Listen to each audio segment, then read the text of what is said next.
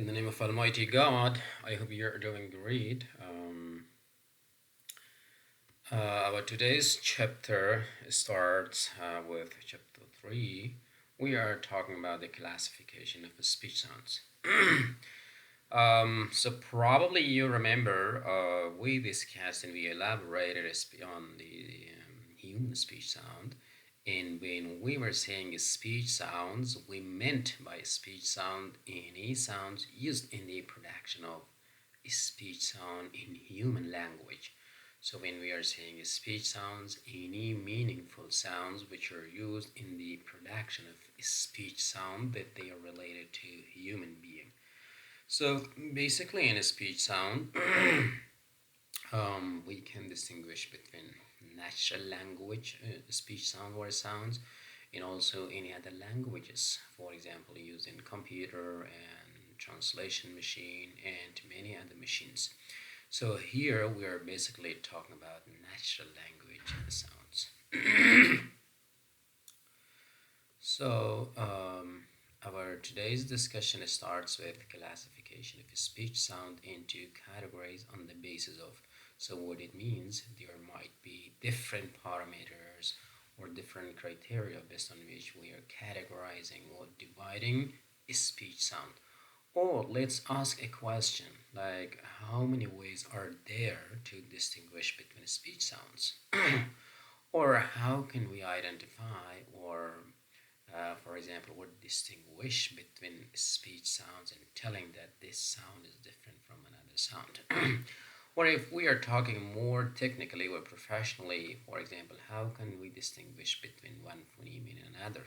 If somebody claims that these two phonemes or these two sounds are identical, then how can we prove based on what parameters or criteria can we identify or even prove or provide reason that these sounds are different? So the first thing is one main categorization based on which we are dividing speech sounds are the physical properties on the basis of whether a sound is vowel, consonant, or semi-vowel. So this is the main categorization of speech sounds. So generally, if we look into the alphabet of a particular particular language, so the entire sounds were generally phonemes that exist in that particular language are divided into vowel, consonant, and semi-vowels. But before talking or elaborating more on vowel and consonant, I have to tell you that there is often kind of misunderstanding about vowel and consonant. If you are asking somebody to elaborate about vowel and consonant, so the definition that they are giving is mostly they're taking to the function of those vowels. They are saying that okay, vowels are those sounds that they are used in the construction of, for example, syllable and consonants. Maybe they are not taking part. But technically, because we are doing linguistics, if we are scrupulous or if we are very attentive, we can say that the distinction between vowel and consonant depends on what perspective are we looking through. For example, at vowel or consonants, what generally speech sounds. So, in our today's discussion, we are having a look at vowel, consonant, and semi-vowel from the perspective of physical properties or traits of these categorizations. So, based on physical property, we can say that the speech sounds are divided into vowel, consonant, and semi-vowel. I mean, even we can have a look or we can have a functional look at vowel, consonant, and semi-vowels, but that could be a different view. So in our today's discussion, we view vowel, consonant, and semi-vowel, and we categorize them on the basis of their physical properties. Physical properties, as we discussed, if you remember, that actually how they are produced rather than phonological properties. So even we can say when we are saying physical properties, we mean phonetic properties of vowels, consonants, and semi-vowels. But if we're talking how vowels are used, for example, and how consonants are used in the construction of syllable or syllables, in that case, we are looking at this categorization through the viewpoint of phonology. If you remember, in previous sessions, we say that phonetics is dealing with the physical property of, for example, a speech sound, And phonology looks at, for example, speech sounds from the viewpoint of function, how they are really functioning in a particular language. So basically means that how they're forming syllables, whether they are functioning as onstage, nucleus, coda, for example, like even we can say complex coda or complex onset, so whatever. And next, we are distinguishing or defining consonants on the basis of aerostem mechanism, which is involved in the production of speech sounds. So consonants are also, if we are claiming that okay, we have this consonant and how it is different from another consonant. So the first thing that we look into the properties of the sound to prove whether they are identical or different. So we have to look at whether these two categorization or simply these two sounds are using the same air stream mechanism or different air stream mechanisms. So what it means is there might be different air stream mechanisms based on which, for example, consonants are divided or categorized from on the basis of that from one language into another language or how they are different. So now what it means when we are saying that, for example, if you have two paths, one path is the kind of mechanism which is used is pulmonic. So it might be different from another path which is non-pulmonic. So it means that even if both P or both paths are like represented by P, if one is pulmonic and another one is non-pulmonic, then we say these two sounds are different. Why? Because these two sounds are employing or using different aerostem mechanism. One aerostem mechanism is pulmonic, which means that we are using our lungs, we are, for example, using our diaphragms, and even we are using our ribs. So this is pulmonic. But in some other cases, so when we are saying pulmonic, so lungs, including diaphragm and reps, they are used in the production of that particular sound. And even we can say that these types of sounds which are pulmonic means that they are produced by our lungs. They could be ingressive, means the direction of the, for example, the sound could be inside. What it means is when we are inhaling the air, when we are breathing in the air, so when we are producing that particular sound, the direction of the air is inside. It means that when we are breathing in, simultaneously we are producing a particular sound. So the direction of airstream or the direction of airflow is from outside into inside, or we can say is going inside. So if we are producing such kind of sound, it could be ingressive, which is very so probably rare in world languages. And second one, we have ingressive or regressive, even we can say aggressive. Aggressive aerostem mechanism is also a subcategory or subfield of pulmonic aerostem mechanism, but only the direction is different. So we have already supposed that breath in the air and then we are letting it out. When the air is coming out, so we are producing a particular sound. So the language, for example, Pashto, Persian, English, these languages are using, in fact, regressive or ingressive, or we can say aggressive aerostream mechanism. The direction of the air is from lungs coming outside, so outward. That is, we are saying that it's regressive. So we will be discussing these things more because this is simply the content. And the second aerostream mechanism type is non-pulmonic, means that lungs, diaphragm, and ribs are not actually involved in the production of these speech sounds. So how many types of non-pulmonic sounds we have? The first one is, okay, we have glottalic sounds. Glottalic sounds are of the category of non-pulmonic sounds. So they are basically produced by the glottis. And second, we have moreover, glottalic sounds could be implosive, means the direction could be inside, or it could be, for example, ejective, which the direction of airflow is outside. And moreover, another aerostem mechanism which is used is lingual or velaric, means that we are producing, for example, our speech sounds simply by moving our tongue somewhere, and we are like creating a blockage somewhere When the air is coming out, we are modifying the air, and then as a result, we are producing a particular sound. So these are, and moreover, the last one is clicks. So lingual sounds are generally click sounds that we are usually calling them clicks. So these are the contents that we are discussing today. We're elaborating more on them. So what are the objectives of our today's session? So the first objective of our session or our today's session is to know the difference or differences between vowel and consonant sounds. So simply we look into vowel and consonant physically, how they are different in terms of physical property or characteristics. So this is the first thing. But we are not talking about basically about the function. So today we're not dealing with the function they do. So maybe we have some other criteria or some other parameters based on which we will be elaborating on the functional dimension of consonants and vowels.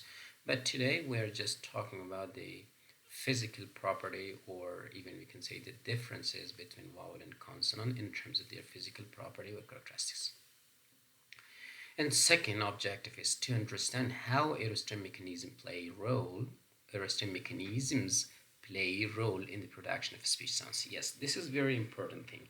If we claim or if we are releasing allegation that no human speech sound can be produced without aerostem mechanism, that is absolutely right. If there is no aerostem mechanism, then there is no speech sound. So basically, aerostem mechanism provides that sufficient acoustic energy in order to produce a particular speech sound. If there is no aerostem mechanism, there is no acoustic energy. If there is no acoustic energy, then there is no airflow. When there is no airflow, there is no speech sound. So this is very important. So in this session, what I'm trying to tell you, or what I'm trying to elaborate on is to in fact exhibit or present the significance or importance, even we can say the role of aerostem mechanism in the production of speech sounds. And the third objective is to know the specific aerostem mechanism involved in the production of English sounds. Right.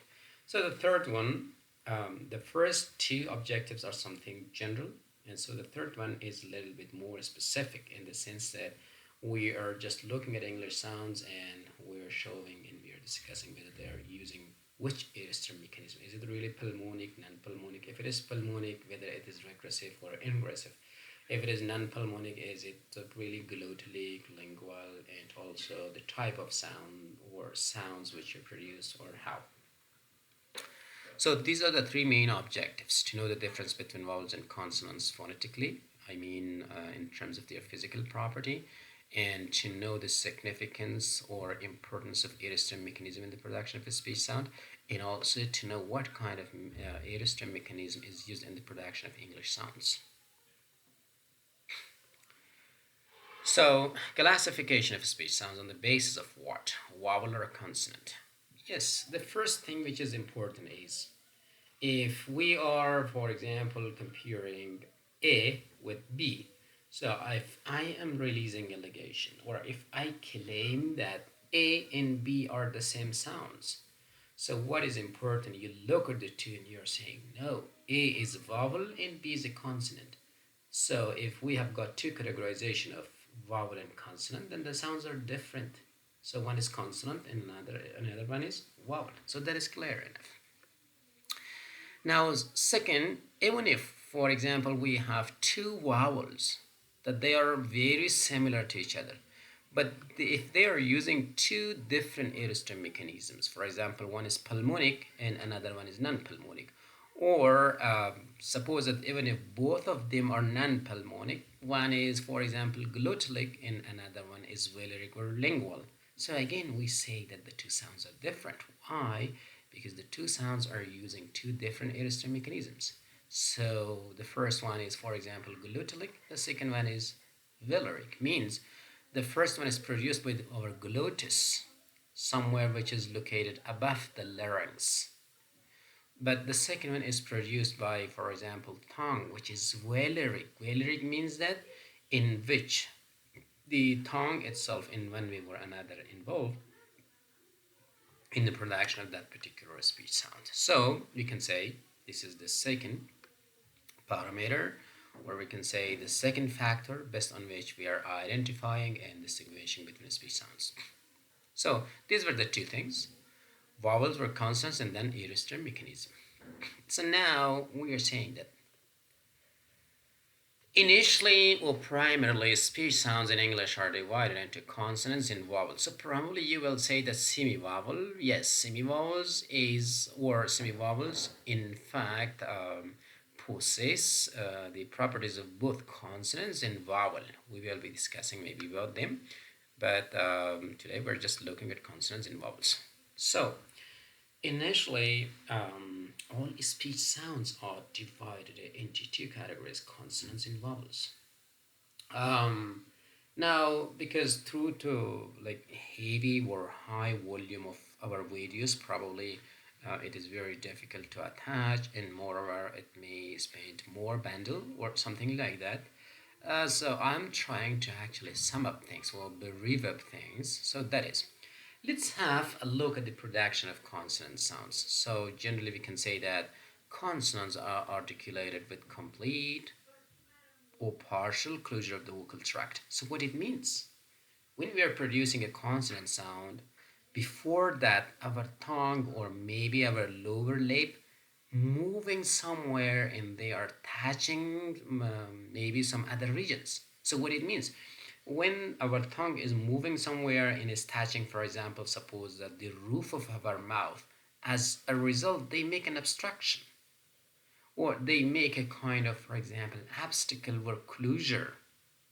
So simple we can say, any consonant sounds that we are producing, the active articulator, by active articulator I mean any articulator which is dynamic, means which is moving from one position to another position, that is active. So active articulators are moving towards passive or static articulators. Static articulators are those articulators that they are not moving anywhere. So generally the tongue itself and the lower lip and the lower jaw, so they are moving, they are active, and the roof of the mouth and even the upper teeth, we can say the tetrage or alveolum, and even soft palate, hard palate, these regions are serving as we can say static articulators or passive articulators. So when we are producing a consonant, the active articulator is moving toward the passive articulators. They make either even a complete or partial closure or obstruction. So as a result, a consonant sound is produced. Now, any consonant sound which is produced during the production, we make an obstruction, we make a closure. So this is the general property of any consonant sound. We can say consonant sounds are produced with a comparatively close configuration of the mouth. Means that the kind of obstruction that they are involved or they are making is either complete, means that there is a complete blockage or obstruction, that the air is not coming out, like when we are saying pa. So before the production of pa, there is a complete obstruction. But partial obstruction or closure could be like s, when we are saying sa. So in that case, there is no complete obstruction of the air. There is kind of partial closure. Like when we are saying fa, fa, fa, again, there is a kind of partial closure. So anyway, any category or categories to which consonant sounds belong, we can say that in their production there is kind of abstraction. It could be complete or partial. However, vowels are absolutely different from this. Now, since the vocal tract is not completely open, so it means that vocal tract means that majra'i sauti, so starting from the larynx and coming out, including, for example, our mouth, including our tongue, including our lips, these all together making vocal tract. So now when we are producing consonant sounds, our vocal tract is not really wide open. So because I already told you that the active articulators are moving toward the passive articulator, and they are either making complete or partial closure or partial obstruction. So as a result, what we can get is there is no open configuration of the mouth, or simply we can say the mouth is not open when the air is coming out. So the air is basically disturbed by the tongue or maybe by the lip or by the two lips in some cases, and that particular intended sound is produced. So the sound is stopped by teeth, right? So when the air is coming out from our lungs through the vocal tract, so this air is stopped somewhere, even it could be by the teeth, by tongue, by lips, or any types of other construction of the vocal cords. Construction means that how vocal cords are very close together at a certain point. They have exact places of articulation, right? So two properties we can say consonants, because when we are producing consonants, our mouth, or generally we can say vocal tract is not wide open. So the active articulators are meeting passive articulators somewhere. Then as a result, they are making some abstraction. When they are making some abstraction, the place where the active articulator is meeting the passive articulator is called place of articulation, محل قراءات. So, because the active articulators are exactly meeting the passive articulator at a particular position, now they have exact place of articulation. For example, when I am saying, for instance, ta, the tip of the tongue is basically meeting or touching the teeth ridge, the region just behind the upper teeth. The two organs or the two speech organs, which include, for example, the tip of the tongue and then the region just behind the upper teeth, they are forming or they are shaping the place of articulation, which is exact, clear, and specific. So two properties, consonants have abstraction and they have exact place of articulation. Why they have exact place of articulation? Because they have abstraction. So when they have abstraction, it means that the active articulator is meeting the passive articulator in a particular area. That particular area is called place of articulation, يا محل قراءات. So they have also manner of articulation, exactly. Now, when the two organs are meeting each other somewhere, then this is very important how they are releasing, for example, the air. The way they are releasing the air, or the way that they are actually lifting that air abstraction or air closure, it refers to the manner of articulation. For example, let me provide you an objective example. When we are saying pa in the production of pa, we can say that initially there is a complete abstraction. So after that abstraction, when we say pa, so that complete abstraction is followed by sudden release. Now, this sudden release is the manner of articulation. If somebody is asking us in the future that in terms of manner, how pa is produced, we can say, oh, pa is actually a stop sound. Means that initially it starts with a complete abstraction of the air. But as the air, as we are forcing, for example, the air out, then our mouth becomes full of air which is coming out from the lungs. As a result, the two lips are released suddenly. The entire air which was trapped inside of our mouth is coming suddenly. So this refers to the manner of articulation. So far we have identified three characteristics or properties for consonants. The first one, they have either complete or partial abstraction. Second, they have exact places of articulation. Third, they have manner of articulation, which refers to how that passive and active articulators are leaving each other in a plosive manner, in a fricative manner, or whatever.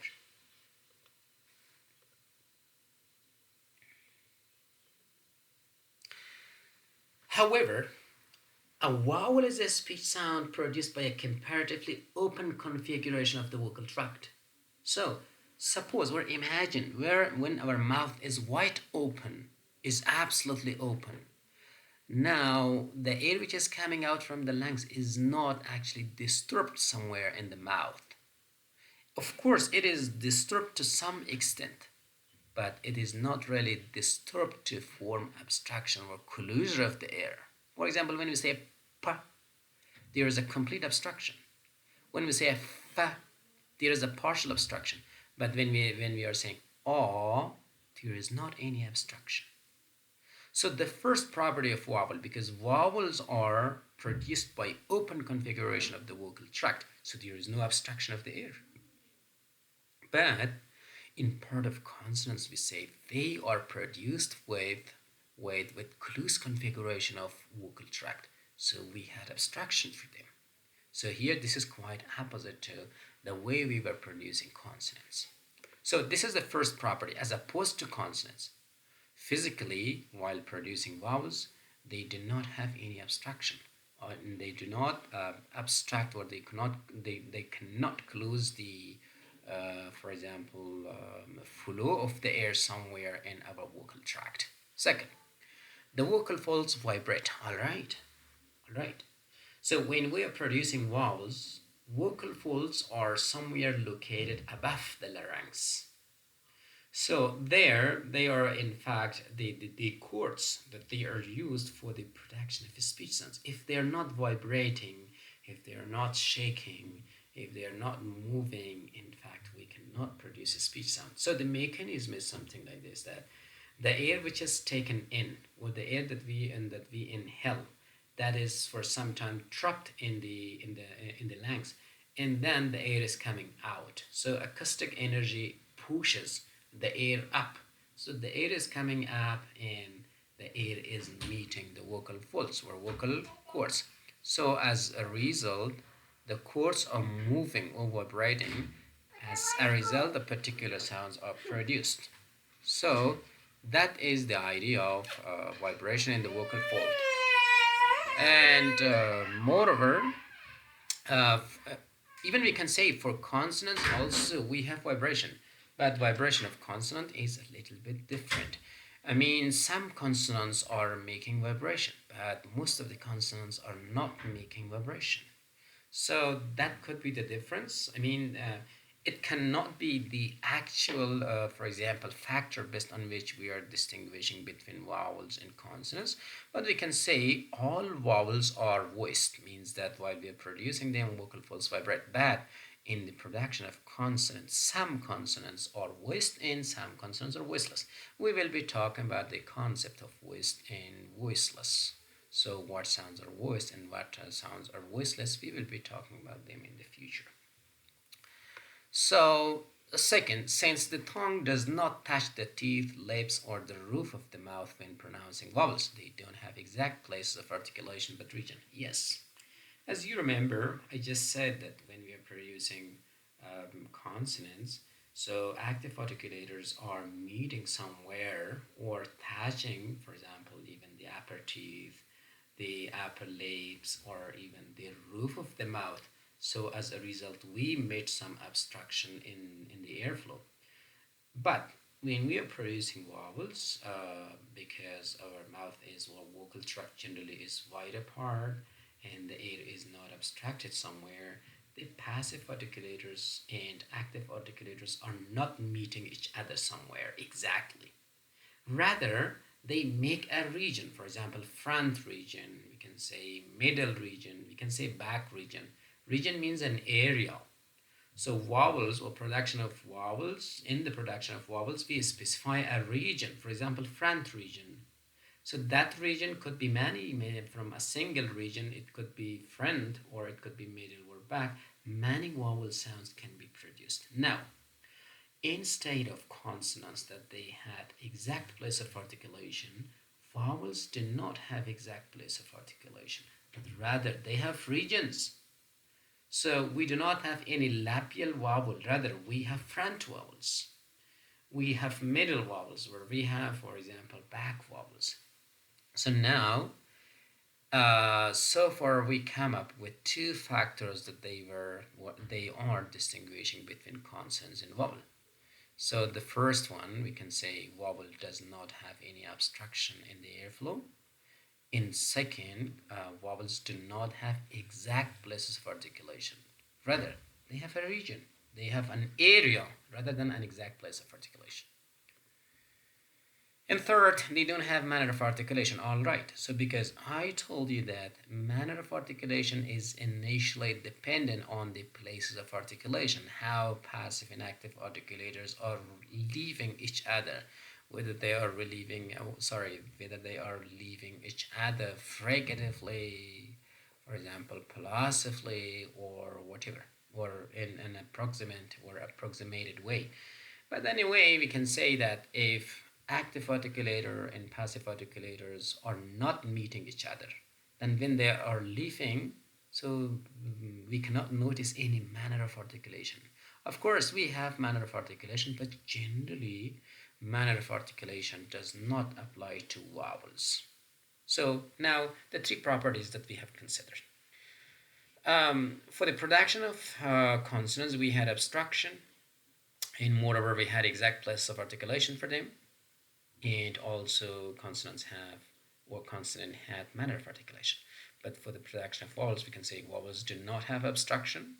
So vowels do not have exact place of articulation, but they have regions, and vowels do not have manner of articulation. So based on these three factors, we distinguish vowels and consonants from one another.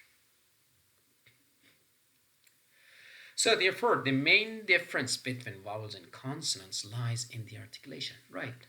So the way we are articulation means pronunciation, how they are produced, from where they are produced, the way, for example, air is blocked. So the entire difference is basically associated with the way we are articulating speech sounds. So a consonant, again, is a kind of repetition. A consonant is articulated with a complete or partial closure of the vocal tract, whereas a vowel is articulated with an open vocal tract. When the vocal tract or mouth is open, so passive and active articulators are not meeting each other. So, to be able to describe a consonant according to A.C. Gibson, A.C. Gibson is a phonetician and moreover he knows the phonology of sounds. We have to provide answers to the following questions. Now, in order to be able to actually distinguish, or we can say to define consonant speech sounds, here are few parameters or few factors based on which we have to identify speech sounds. So the first one, is the ear stem set in motion by lungs, glottis, or tongue? Now, the first thing which is really important is we have to know that which ear stem mechanism is used in the production of that particular sound. For example, if a sound is pulmonic or non-pulmonic initially. Pulmonic means that in the production of that particular sound is, for example, larynx are used, and also diaphragm or ribs are used. But any sounds in the production of which larynx, diaphragm, and ribs are involved, we can say they are pulmonic sounds. And non-pulmonic sounds, any sounds which are produced by the tongue and by the glottis, they are called non-pulmonic. Means that lungs are not used and diaphragm or ribs are not used in the production of those sounds. So this is the first element or the first factor based on which we are identifying or based on which we are distinguishing speech sounds, how they are different. Second, is the air stem forced outward or sac inwards, right? Suppose that we have got two sounds that they are very close to each other, but if the direction of the air is inside for one, and for the later or for another one, if the direction of the air is outward, we can say these two sounds are different. We have to distinguish between the two, because when we are producing the first sound, we are inhaling. It means we take the air in. But when we are producing the second sound while producing, so the direction of the air is outside, means that we are taking the air out while we are producing the two sounds. So the two sounds are definitely different because the two sounds are using two different air stream in terms of being not really two air stream mechanism, but two different direction of the air. So one could be inward and another one could be outward. And moreover, do the vocal cords vibrate or not? I'm really sorry. So my kid doesn't allow me. She's just running to me and then coming here. Okay. Anyway, the next point, do the vocal cords vibrate or not? Right. So we may have two sounds. They are very close to one another. But when we are producing them in the production of the first sound, the vocal folds are vibrating يعني پرده صوتی اهتزاز میکنن. But for the second one, the vocal folds are not vibrating. So when the vocal folds or vocal cords are not vibrating, so the sound is called voiceless. And in case they are vibrating, we can say that that particular sounds are, or those particular sounds are voiced. As I told you, vowels are generally voiced and consonants are generally voiceless. But it doesn't mean all consonants are voiceless. I say generally. So most consonants are also voiced. So they have the same property. When we are producing them, vocal folds are vibrating for them. Next, is the soft palate raised or lowered? So the status of the soft palate is important because if the soft palate is coming down, then the air is coming out through the nose. So the sound which is produced is nasal. However, if the soft palate is raised, then it means that our mouth is open, the air is coming out from our mouth. Then any sound which is produced in that way is called non-nasal sounds, or we can say that they are oral sounds because they are coming from oral cavity from our mouth. Yeah. So, at what point or points in between what organs does the closure or narrowing takes place? So, it refers to place of articulation. Suppose that we are moving the tip of our tongue towards our soft palate. So, the tip of our tongue is touching the soft palate and it makes a kind of whaler sound. And because the back part of our mouth, for example, ka is a filler sound. Why? Because the back part of our tongue is moving up towards the soft palate, so they are very close to meet each other. So that particular position, the two organs are approaching each other, or maybe sometimes they are meeting each other, they form the place of articulation. So that is the place of articulation. Now, if we have got two sounds that resemble, that they are very close to each other, I mean they are very similar to one another, but if you look at their place of articulation, so suppose that one is velar and another one is palatal. So palatal sounds and velar sounds are different because they are different in terms of places of articulation. They have two different places of articulation. So sounds having different places of articulation are definitely different sounds. In next parameter, what is the type of closure? We're narrowing at the point of articulation, which refers to the manner of articulation. I already told you how active and passive articulators are leaving each other. So suppose that when we are producing pa, the lower lip and the upper lip are meeting each other, or they are blocking the air. So when we are forcing the air, our mouth becomes full. As a result, suddenly the air is coming out and in an explosive manner. So it means that suddenly everything is gone. So as long as we are producing plosive sounds, any plosive sounds starts with a complete obstruction. Once we are forcing the air is coming out suddenly. We're in an explosive manner, kind of explosion. So it refers to the manner of articulation, how exactly a sound is produced. So now exactly we're talking about speech sound on the basis of air stream mechanism. So air stream means the flow of air. So I already told you, when we are talking about the speech sound is nothing. But we have got some airstream mechanism. Generally, there are three airstream mechanism. So one mechanism is basically air is moved or air is pushed somewhere through lungs, diaphragm, and ribs. This is pulmonic. And second one, we have got non-pulmonic, which includes glottis and tongue. So the air is pushed somewhere by our glottis and tongues. So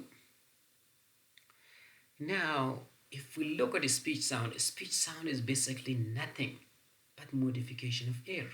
Why do we modify air? We in fact modify air so through creation of air pressure. See, even if, for example, when we're producing pa, why do we create an abstraction? Because we would like to create air pressure difference. And we are pushing the air a lot inside our mouth. Once our mouth is full, then we are pushing the air outside. So we are using some energy, acoustic energy. So that way we are producing a speech sound. If we are not able, or if there is not any airstream mechanism, if we do not have any mechanism to create air pressure difference, so that is very clear that the air which is trapped inside our mouth, we, for example, make our mouth full. It means that we create a lot of pressure inside our mouth. Then outside, there is no pressure or little pressure. So when there is a lot of pressure inside our mouth, then the sound is suddenly released. As a result, pa, pa sound is produced. So simply we can say speech sound is basically produced by airstream. It could be that mechanism which is used could be lungs, glottis, or tongue. Or we can say speech sound can be generally produced by three mechanisms. The mechanisms in which lungs are used, the mechanism in which glottis is used, the mechanism in which the tongue is used. And second, what does this mechanism do? Basically, it modifies air. So what does it mean? It means it create a kind of air pressure difference. So when it is able to create air pressure difference, what happens? So the air then has to move somewhere. If, for example, the air which is trapped inside the mouth, if we, for example, exert a lot of pressure on that, suddenly it has to go to one direction, either inside or outside. But for English sounds, so usually that air pressure, well, I mean, the direction of air pressure is outside. Maybe in some other languages, the direction of air pressure maybe or could be inside. So, which refers to the idea of ingressive and aggressive. So when we are inhaling the air, taking the air in, it refers to actually the idea of ingressive. And when we are producing a speech sound and the direction of air flow is outward or outside, that is called regressive. Or another terminology is aggressive and even can be called regressive as well. So here the author says, speech is nothing but modified airstream. Right. When we are producing pa, we modify the direction of the air. So that normal air which is coming out from our lungs, we stop it somewhere, we create some air pressure difference. So as a result, the air is pushed whether inward or outward. So we are producing a particular sound. So now the question is, why modification of air means why do we modify air? Or generally we can say, why do we create air pressure difference? So that is very clear. We modify the air in terms of direction, in terms of, for example, in terms of whether we are creating we are modifying the air inside our mouth. Maybe we are, for example, trapping the air inside our lungs. We are trapping the air behind our tongue or behind our glottis. So all these things that we do are basically aimed at producing speech sounds. So that is the idea. Now, to create flow of air to produce appropriate sounds. Why do we modify air? In order to be able to create flow of air. It means to actually provide some acoustic energy to push the air to flow somewhere. So when the air is flowing means that when the air is moving from one position or from one point to another, so basically it creates appropriate sounds by the help or contribution of speech organs. Again, how airstream mechanism is important. A crucial requirement for the production of acoustic energy is to create an air pressure difference in appropriate location in the larynx and the vocal tract. Yes. If we are expected to produce speech sounds, so the first essential or important element is airstream mechanism. So the existence of airstream mechanism actually leads to the production of acoustic energy. So that acoustic energy is that kind of energy used for the production of a speech sound, which is basically stemmed in creating air pressure difference in appropriate positions. So as I already gave you an example, so the example was when we are producing pa. So before that, we are actually creating air pressure difference. So we trap, or we, for example, block the air inside of our mouth, and we create a lot of, or exert a lot of pressure on the air. Then the air is coming suddenly out. So that sudden coming of that air outside actually leads to the production of speech sounds. So that trapping could be somewhere in the larynx or in the lungs, or it could be in the vocal tracts.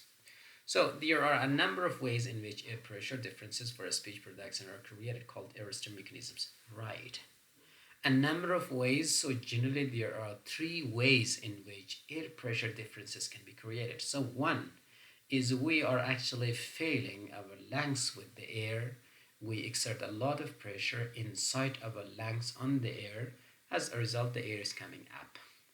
So this is one way, which we call that mechanism, or we call that way as airstream mechanism. So that airstream mechanism, that the difference of air pressure difference is created by lungs, diaphragm, and ribs. And second one, it could be somewhere in our larynx or above our larynx, means that we use our glottis. We block the air somewhere behind our glottis, and then when we are exerting a lot of pressure on the air, then as a result we are producing that particular sound. And third way is trapping or blocking the air somewhere behind our tongue. So as a result, we are producing particular sounds. But to make things clear, we are only using pulmonic air stream mechanism in English, Persian, and Pashto, and maybe in Uzbeki language as well. But there could be some other languages that we don't know probably. They may use non-pulmonic airstream mechanism, means that they will block the air somewhere in their glottis or maybe somewhere behind their tongues. So that is quite possible. Now, in phonetics, the airstream mechanism is the method by which airflow is created in the vocal tract. Right. So, if we look technically at airstream mechanism, why do we employ or use airstream mechanism? So basically, we employ airstream mechanism to create airflow. It means to provide kind of acoustic energy to move or push the air somewhere, maybe from lungs outward, or maybe from the glottis down to our lungs, or maybe from the tongue somewhere outside, or maybe from the tongue or from the velar position towards our glottis or whatever. So generally we do that, or we employ aerosol mechanism to produce sounds. Sounds could be pulmonic or non-pulmonic. So along with phonation and articulation, initiation is one of the three main components for speech production. Okay, guys. So when we are exerting pressure, what we call as aerosol mechanism, that notion basically refers to initiation. Initiation means starting of a particular sound. So the start of a particular sound basically is dependent on creating airflow, which refers to aerosol mechanism. Then aerosol mechanism could be pulmonic, could be glottalic, or could be valeric. Each one refers to the notion of initiation. But after initiation, the air which, suppose that the air which is released from the lungs, the air which is coming up in the air is actually meeting or making, for example, impact with vocal folds, then vocal folds are vibrating, so it creates phonation. It means sound is produced. Now this phonation or this creation of sound again is somehow modified or manipulated inside our mouth. As a result, articulation takes place, means that exact, for example, sound that we are talking about is created.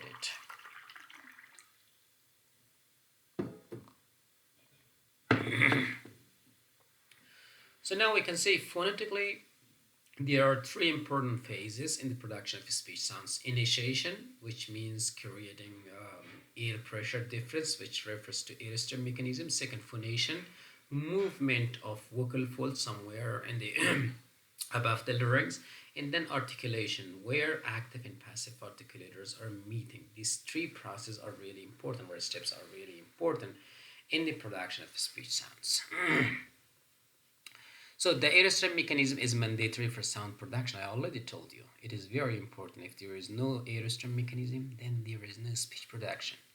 And constitute the first part of this process, which is called initiation. Yes, aerosol mechanism, which creates acoustic energy, which means that it creates or leads to movement or pushing the air. It refers to the notion of initiation of sound, starting a sound. Then, how many initiators do we have? So the organs, or the organs generating the aerostream, is called the initiator. Now, how many initiators we have? I already told you. If we have three kind of air stream mechanism, or three mechanisms through which we are producing, for example, air pressure difference. So it could be by lungs, it could be by glutalic or valeric. Then definitely we have three initiators, three different initiators. So the first common initiator which is used in the production of English speech sound is the lung or our lungs, and along with diaphragm and our ribs. That is the first initiator. We generally say lungs.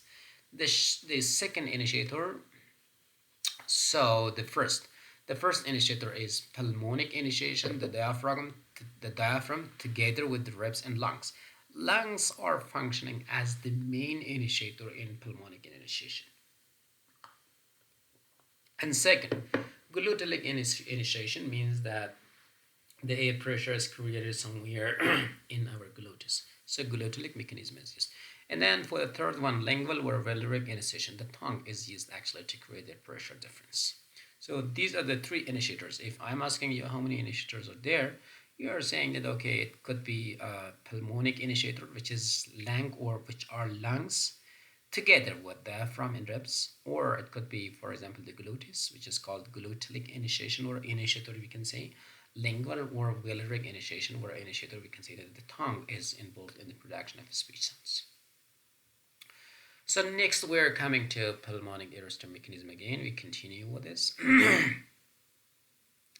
Now, if we talk about lungs, so lungs can be one initiator, that diaphragm, ribs plus lungs, they are all together involved in the production of speech sounds. So these sounds are called pulmonic.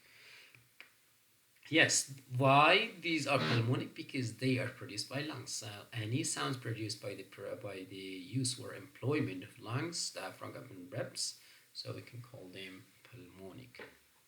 Now, pulmonic sounds could be ingressive, means when we are producing speech sounds, the air or the direction of the air is inside, or we take the air in. However, some other sounds or pulmonic sounds could be regressive, means that when we are producing speech sounds, the direction of the air is outside. Now, if you consider English, when we say pa, the direction of the air is outside. When we say ta, the air is coming out from our lungs. Now we can say all English sounds, including Persian, Pashto, and Uzbeki, they are using pulmonic regressive mechanism. However, there could be some other sounds that they may use pulmonic airstream mechanism. I mean, they may use lungs in the direction of the air could be inside, like we say. So the air is taking inside. So those sounds could be pulmonic ingressive sound. Um, Now, this is the first actually initiator. The first initiator is the lungs. The sounds produced with the air stream from or to lungs are called pulmonic. Now, any types of sound which is produced by, for example, our lungs plus diaphragm or ribs, they can be called pulmonic. But if the direction of the air is inside, it could be ingressive pulmonic. If the direction of the air is outside, it could be regressive pulmonic sounds. Pulmonic airstream can be ingressive or regressive, as I already told you. Ingressive is the state. So here it says ingressive refers to the idea that is the state when the air is taken to the lungs. It means that the air is the direction of the air is from outside into our lungs. And regressive is the state when the air is taken out of the lungs. The air is coming out from the lungs and we block it somewhere in our maybe vocal tract. As a result, we are producing a particular sound. So most human sounds, including English, are regressive pulmonic, as I already told you, while ingressive pulmonic sounds are non-linguistic. Yes, the author says that, so probably ingressive pulmonic sounds are not usually used in human language. But there could be. I mean, this is not that complete generalization that there is no there is no ingressive pulmonic sounds. So could be, even if we do not have them right now, so we may experience them in the future, because language is a phenomenon that is hand in hand with society and coming into existence.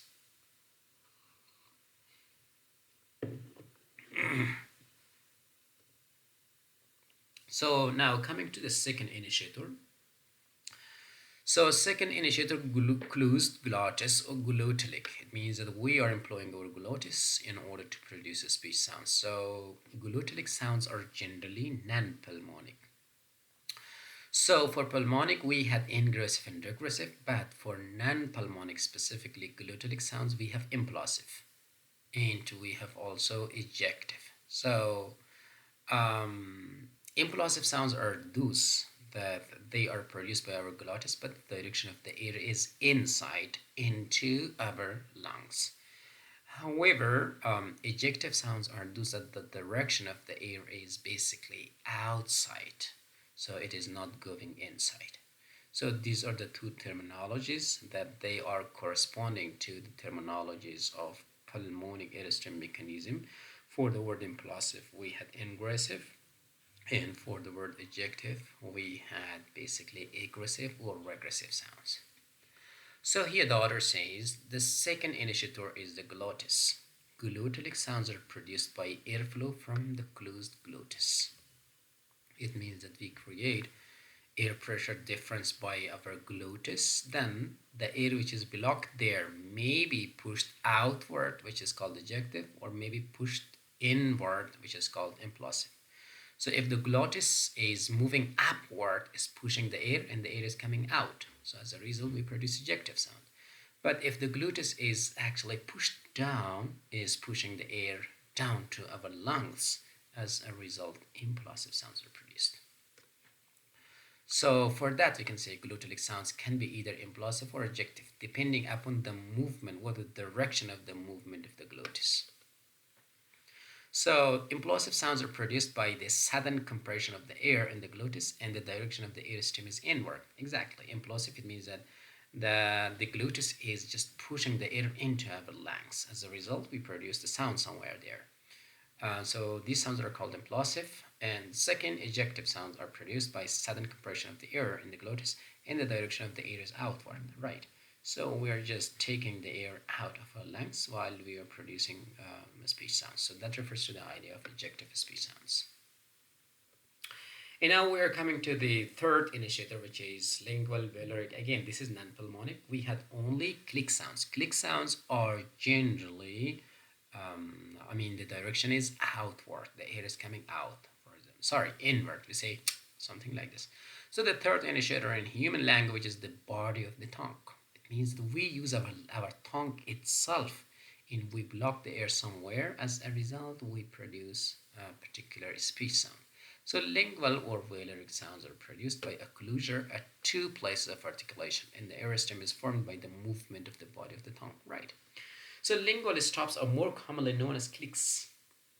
So clicks are generally ingressive. We say something like this.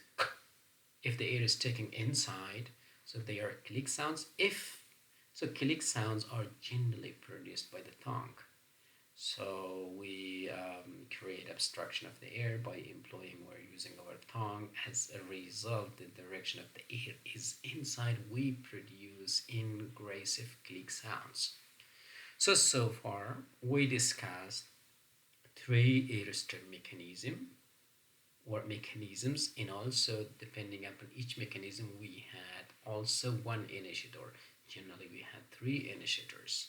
So one initiator was commonly the lungs, and the second one was the glottis, and the third one is the tongue itself. So the first one, which we called it pulmonic, or lungs, is called pulmonic because lungs is used, and the two others, which are glottalic and lingual, they are called non-pulmonic speech sounds. Okay, so we were done here guys. ما البته تلاش میکنیم به خاطر حجم ویدیوها و اینا زیاد نشن، به اون خاطر بعضی موضوعات رو ممکن از اینجا حذف کنیم، ولی به هر حال لب مطالب همینا هست. So the gist of idea are presented to you. Please go through your chapter and see, for example, what is missing or not. Okay.